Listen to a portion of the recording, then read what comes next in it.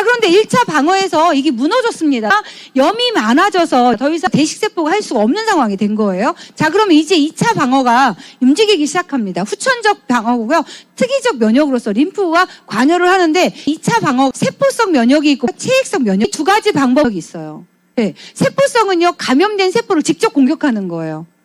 자, 아니면 체액성 면역, 체액에 항체를 뿌려줘서 그것이 가서 염증들을 이제 둘러싸면서 이겨내라고 얘기하는 거죠. 자, 후천적 면역의 특징은요, 자기 물질과 비자기 물질을 구별할 수 있습니다. 특이성이 있습니다. 다양한 질병의 원인 물질에 대해서 사람은 약 1000만 개 정도 이 항체에 이것들을 가지고 있다는 거예요. 그래서 웬만한 정보들을 다 기억하고 있습니다. 자, 그런데 우리가 모르는 병원균이 들어오잖아요. 그러면 항체를 형성하는 시간이 보통 7일 정도 걸린답니다. 그때까지 아파야 되는 거죠.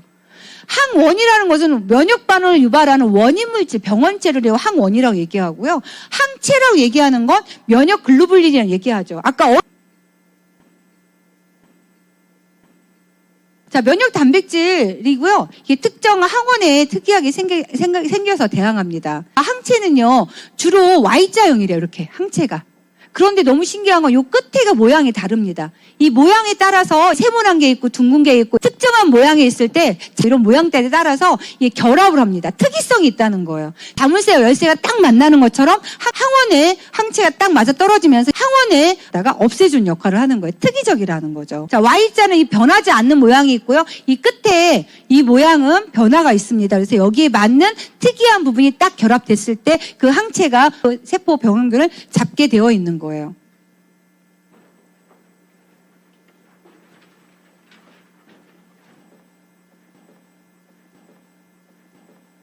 이걸 한번 볼게요. 자, 1차 방어에서요.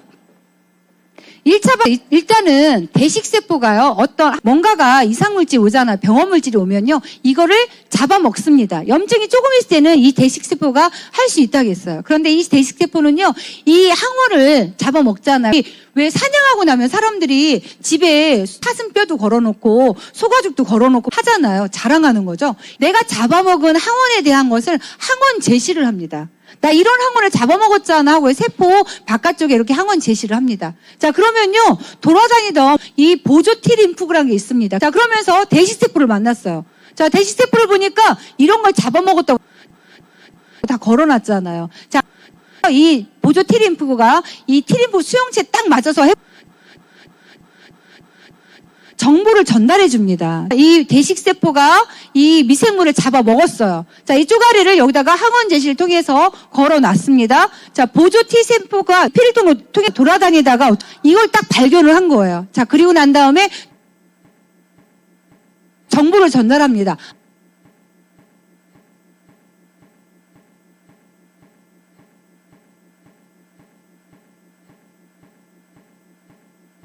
이거는 특전사가 가야 돼. 세포 독성 T림프가 가서 이거를 그 세포만 공격할 건지 이걸 결정한다는 거예요.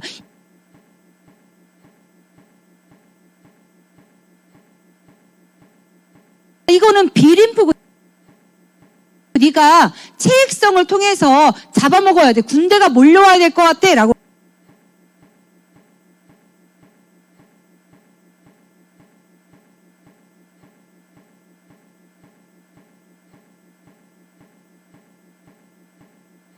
이런 걸 통해서 우리 몸에서 이런 면역 역할을 하고 있다는 거예요. 좀 어려우시죠? 네, 하지만 우리가 맨날 면역 얘기하고 있잖아. 그쵸? 자, 면역의 단계가 있었습니다. 1차 면역이 있었고 2차 면역이 있었습니다. 1차 면역, 그래 피부는 약산성이어야 되는 거예요. 맞죠? 예, 눈에서는요, 정말 눈물이 적절하게 있어야 되는 거죠. 코의 점막은 건강하게 있어야 되는 거고요. 코털도 제대로 있어야 되는 거죠. 그런 게 건강하지 않아서 외부 면역의 방어가 깨지면 외부로부터 들어온 것들이 방어벽을 해주는 거잖아요. 내부로 들어오게 되면 몸속에 돌아다니는 대식세포, 백혈구가 몰려와서 이 세포를 잡아먹습니다.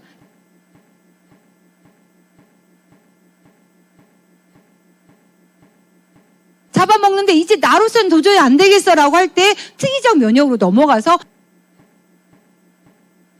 T림프가 와서 특전사가 가야 되겠다. 형질세포라 해서 이제 군대가 와야 되겠다, 항체를 만들어서 해준다는 것을 한쪽에서는 기억을 하게 됩니다. 이렇게 기억을 합니다. 자, 그래서 우리 내가 예전에 이런 세포가 왔었어, 이런 것을 기억해야지 다시 또 어떤 항원이 그 항원이 들어왔을 때 형질세포 내보내서 싸우게 하고 또 그걸 기억하게 만드는 걸 반복하고 있는 거죠. 자, 그래서 우리 몸이 면역을 이렇게 계속 지켜나갈 수 있는 힘이 뭐냐면 이 기억세포가 기억하고 있다는 거예요.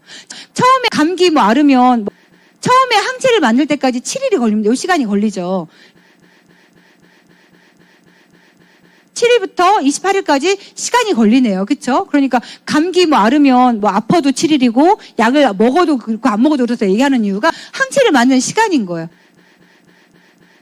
자, 그런데 옛날에 걸렸던 감기가 다시 와서 똑같은 바이러스 때문에 다시 감기 걸려서 그러면 기억했던 게 바로 형질세포를 내보내서 싸우게 되죠. 자, 그런데 한 번도 경험하지 못했던 비항체가 들어와서 다시 항체를 만드는 시간이 또 7일이 걸립니다. 이 시간이 걸리죠. 2주, 3주가 걸리는 거예요. 그러니까 아파야 낫는 거예요. 맞죠? 네. 자, 이것이 면역의 전부입니다.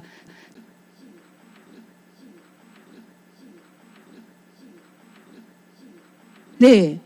자, 그럼 다시 한번 맨 앞에 목록을 보도록 하겠습니다. 이제 5분간 정리하고요. 끝낼게요. 1강부터 우리 몸의 구성물질 세포 나왔습니다. 그쵸? 네, 세포의 구성물질, 영양소가 나왔고요. 그래서 사람들 건강을 생각하면 그 세포의 구성물질을 주목하라겠어요. 몸의 구성물질, 가장 많은 게 물, 단백질, 지방, 무기질, 핵산, 마지막 탄수화물이었습니다. 그래서 각각 영양소가 어떤 역할을 하는지 좋은 영양소를 먹기 위해서 우리가 가짜 음식을 먹으면 안 된다고 했어요. 합성 비타민 먹으면 몸을 회복할 수가 없다. 이렇게 딱 각인을 하시면 될 것 같아요. 자, 소화계 이 영양소를 먹었을 때 몸으로 들어옵니다. 소화에는 소화관이 있었고 소화샘이 있었어요. 소화관은 입에서부터 항문까지 소화관이라고 얘기하고요. 소화샘은 음식물이 직접 닿지는 않지만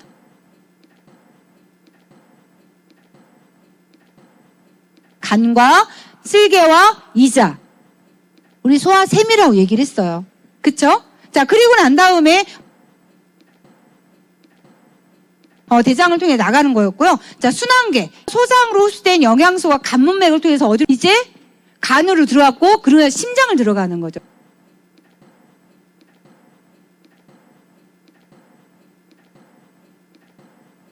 심장을 통해서 혈액을 보고요. 혈관을 보고 이 펌프하는 심장이란 기관을 들여다봤습니다. 자, 그리고 호흡계.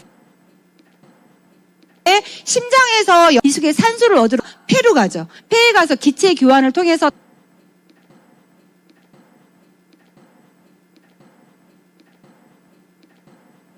다시 좌심방으로 들어와서 좌심실에서 온몸 세포로 품어준다고 했어요. 좌심실에 나가는 혈압 체크라고 얘기를 했습니다. 자, 그리고 혈관이 동맥은 튼튼하고요. 정맥은 판막이 있다. 역류할 수 없다. 근육을 통해서 밀어내준다라고 얘기했던 게 우리 순환계였고요. 배설계. 우리 피의 7,000리터의 4분의 1이 신장을 통해서 늘 걸러준다고 얘기했습니다. 그래서 신장은 미네랄과 굉장히 관련이 많은 거였었죠. 피가 네프론에 들어가서 사구체에서 보호원 주머니에 배설이 되는데 좋은 물질은 다시 재흡수가 되고 나쁜 거는 배설이 된다고 했어요. 그쵸? 자, 그런데 이 사구체는 탁한 피로써 이 사구체가 막힐 수 있다 얘기하는 거죠. 그래서 피를 깨끗하게 하면 신장병은 해결될 수 있다 얘기하는 거죠. 그리고 염증을 치료해야 된다는 거죠. 비타민C를 과량으로 먹으면 또 이 속에 있는 염증이 치료되면서 이 사구체가 파괴되는 걸 막을 수가 있습니다.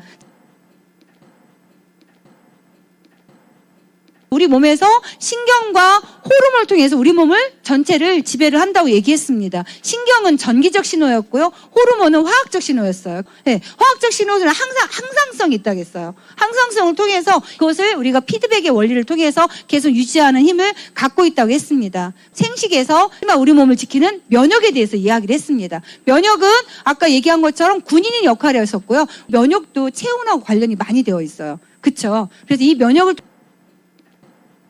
위해서 우리 몸을 지켜야 된다라고 했고요. 이렇게 하면 우리 몸이 한 바퀴 다 돌았죠. 구체적인 건 여러분들 스폰서와 함께 홈미팅에서 진행하시면 될 것 같아요. 이상입니다. 수고하셨습니다.